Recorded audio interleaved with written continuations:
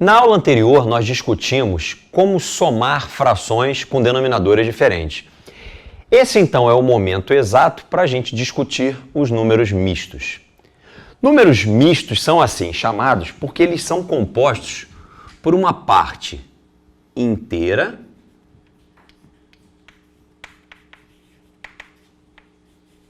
e uma parte fracionária.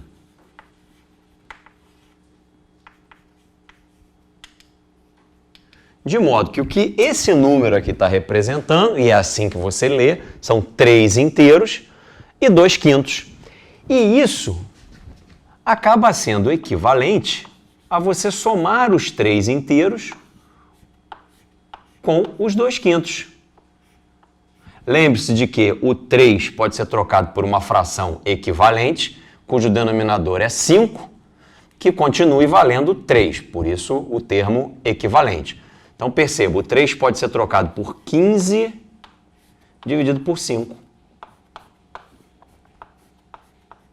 Note que aqui continua valendo 3, só que escrito de uma forma diferente. E por que eu escolhi esta fração para representar o 3 e não uma outra? Porque no momento em que as duas frações ficam com o mesmo denominador, eu só preciso me preocupar em somar os numeradores. De modo que 3 inteiros e 2 quintos correspondem a 17 quintos. E você pode, inclusive, verificar isso na ida. Você vai somando e você pode verificar que isso corresponde a 3 inteiros e 2 quintos fazendo a operação ao contrário. Pegue 17 e divida por 5 numa divisão que deixa resto. Perceba que aqui eu vou ter 3 vezes 5, 15,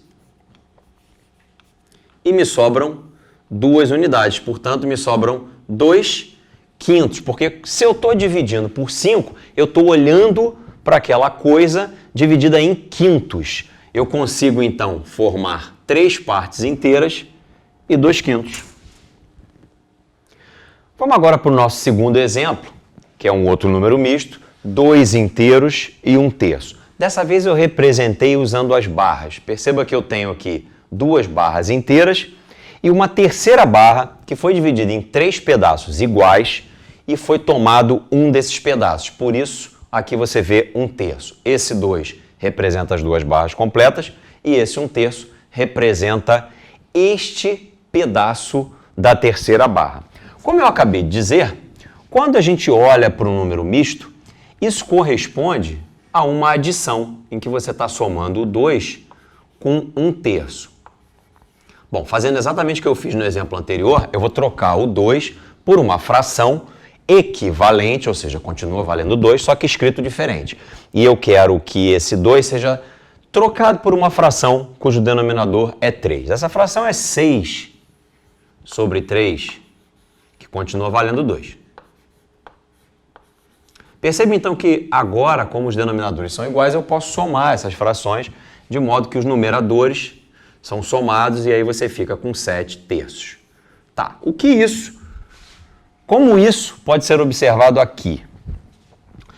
Se eu dividir as barras que estavam inteiras em terços, ou seja, estou dividindo cada uma delas em pedaços, em 3 pedaços iguais, o que eu passo a ter são 7 desses terços. Perceba, 1, 2, 3, 4, 5, 6, 7. E é isso que está representado aqui. As barras foram divididas em 3 pedaços iguais, portanto em terços, e nós tomamos 7 desses pedaços. Agora eu vou te mostrar uma maneira bem prática de transformar números mistos em frações usuais. Em vez de você transformar isso numa soma, igualar os denominadores para depois levar a soma até o final, uma coisa prática que você pode fazer é isso aqui. Ó. Você pode direto multiplicar 9 por 7, e aí você obtém 63, e aí você soma esse 63 ao 2, que está aqui em cima. Então você sobe multiplicando e depois você soma com o numerador. Então 9 vezes 7, 63, com 2, 65 sobre 9. É a fração que corresponde ao número misto, 7 inteiros e 2 nonos. Vamos fazer o mesmo aqui no segundo exemplo. 3 vezes 5, 15.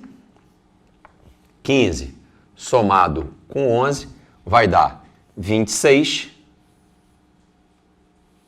sobre 3. Perceba que o denominador fica preservado. E, por fim, 8 vezes 5, 40. 40 mais 2, 42 sobre 5. Ou seja, 8 inteiros e 2 quintos correspondem a 42 quintos.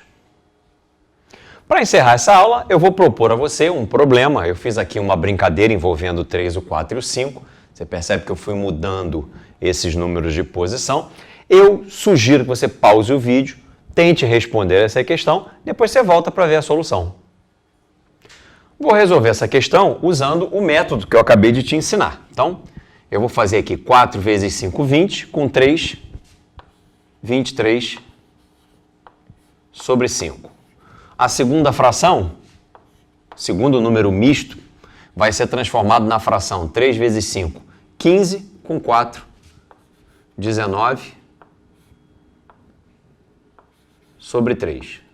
E o terceiro número misto vai virar 3 vezes 4, 12, com 5, 17 sobre 4. E agora a gente deixou de ter números mistos e passou a ter uma soma de 3 frações que têm denominadores distintos, o que recai na aula anterior. Como é que eu levo adiante essa conta para representar o resultado como uma fração única? Eu vou ter que ir trocando cada uma dessas frações e colocando no lugar frações equivalentes, ou seja, com o mesmo valor, de modo que todas as 3 tenham o mesmo denominador. Então, veja, um dos números, o menor número que eu posso escolher para colocar aqui é o 60. Como é que eu sei que esse número é o 60? Porque o 60 é o MMC, ou seja, é o menor dos múltiplos que são comuns a 5, 3 e 4.